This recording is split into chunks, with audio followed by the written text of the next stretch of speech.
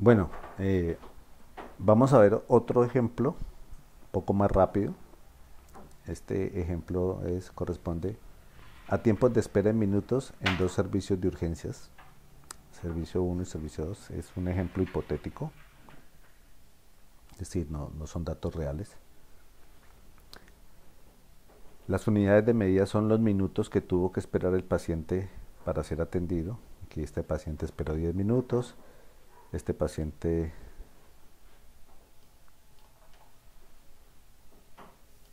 Este paciente esperó 15, este paciente esperó 30, este paciente esperó 60. Este paciente esperó 2 minutos. Tal vez tiene que ver que venía muy complicado o que no había nadie en el servicio. Este de aquí es el promedio de estos 5 datos. O sea que en el servicio 1 el promedio fue de 23.4 minutos de espera por paciente. Aquí hay un error, este es el servicio 2. El promedio de espera fue de 66.8 pacientes, de 66.8 minutos por paciente. Así como vamos, uno podría pensar que este servicio tiene mejor oportunidad que este otro servicio. Vamos a calcular la varianza. Entonces, estos que aparecen aquí son las diferencias respecto al promedio. Es decir, menos 13.4 sería 10 menos 23.4. Como el dato es menor que el promedio, la diferencia va a dar negativa. Y así sucesivamente. Pregunta, autoevaluación, una evaluación en auto. Si yo sumo estas diferencias aquí horizontalmente, ¿cuánto da esto? Si yo sumo estas diferencias aquí, ¿cuánto da esto? O sea, las diferencias respecto al promedio de los datos siempre van a dar 0. En algunas ocasiones podrá dar 0 punto algo, 0.0 algo, pero eso obedece más a imprecisiones por redondeo. Luego cada uno de estos valores se eleva al cuadrado. Este menos 13.4 se multiplica por menos 13.4 y da 179.6. Y así sucesivamente. Entonces estas serían las diferencias de los datos respecto al promedio elevadas al cuadrado. La sumatoria de estas diferencias respecto al promedio elevadas al cuadrado van a dar la varianza. Cuando después de sumarse se dividen por la cantidad de datos. Y si se le saca la raíz cuadrada a esta varianza, va a dar la desviación estándar. Y si se saca la desviación estándar dividido el promedio y multiplicado por 100, da el coeficiente de variación. Entonces miren, hay algo interesante en este ejercicio que llama la atención. Muchas veces como analistas de datos llegamos hasta aquí. Este servicio tiene mejor oportunidad que este. Y hasta ahí paramos. Mucha gente utiliza promedio. Muchos lo utilizamos por todo lado. Donde hay variables cuantitativas, generalmente aparece calculado un promedio. Y empecemos a analizar este promedio.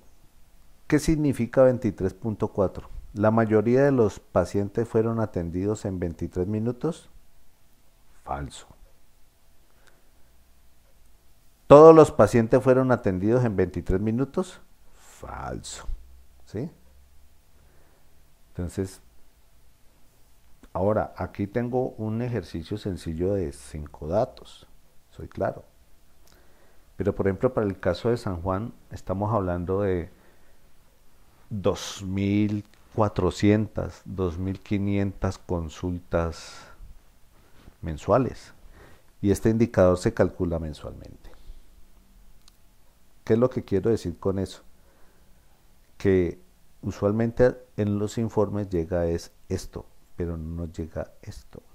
Entonces tiene que tener uno mucho cuidado de interpretar el promedio. Sí, es cierto. Definitivamente los pacientes de aquí esperaron menos que los pacientes de acá, excepto en este caso, ¿no? Por ejemplo, aquí hubo un paciente que esperó 65 minutos, aquí hubo un paciente que esperó 80 minutos y aquí hubo pacientes que esperaron 60, 30, 15, 10, pero el promedio está mostrando que el servicio 2, que aquí debería ser 2, recuerdo, generó un mayor promedio. Pero a mí me llama la atención este otro indicador de acá. ¿Cómo da el coeficiente de variación? El coeficiente de variación del grupo del servicio 2 da mucho menor que el coeficiente de variación del servicio 1. ¿Eso qué significa? Que si bien es probable que aquí hayan muchos valores, que aquí los pacientes de aquí en promedio tuvieron que esperar más, de todas maneras, la diferencia entre estos datos, la variabilidad entre estos datos es menor. Es menor. Y eso es importante. ¿Qué quiere decir esto? Uno comienza a pensar, mire, aquí hay un 2. Aquí hay un 2. ¿Sí? Un 2 que es totalmente diferente en cantidades a estos datos de acá. ¿Sí? Y aquí también, para este dato, en este grupo de datos, aquí hay un 85 y aquí hay un 80. Que si uno se pusiera a quitar esos datos atípicos, es posible que esto cambie mucho. Recuerden que el promedio para datos de muestra pequeños, pues es sensible a datos extremos. Y hay que trabajar con cuidado esos datos extremos si se va a calcular promedio. La variabilidad nos está mostrando que de todas maneras en este servicio, aunque en promedio los pacientes esperan más, la espera es uniforme entre ellos, aproximadamente. Es mucho más uniforme, mucho menos heterogénea que acá. Tal vez para un proceso administrativo pues no puede decir mucho, como es la atención en urgencias, pero para un proceso de investigación sí es muy importante estos indicadores de variabilidad, porque en un proceso de investigación o en un proceso en general donde se han tomado muestras, estos indicadores de variabilidad, qué tan diferentes son los datos entre sí, son un insumo, un factor importantísimo para la confiabilidad de las estimaciones.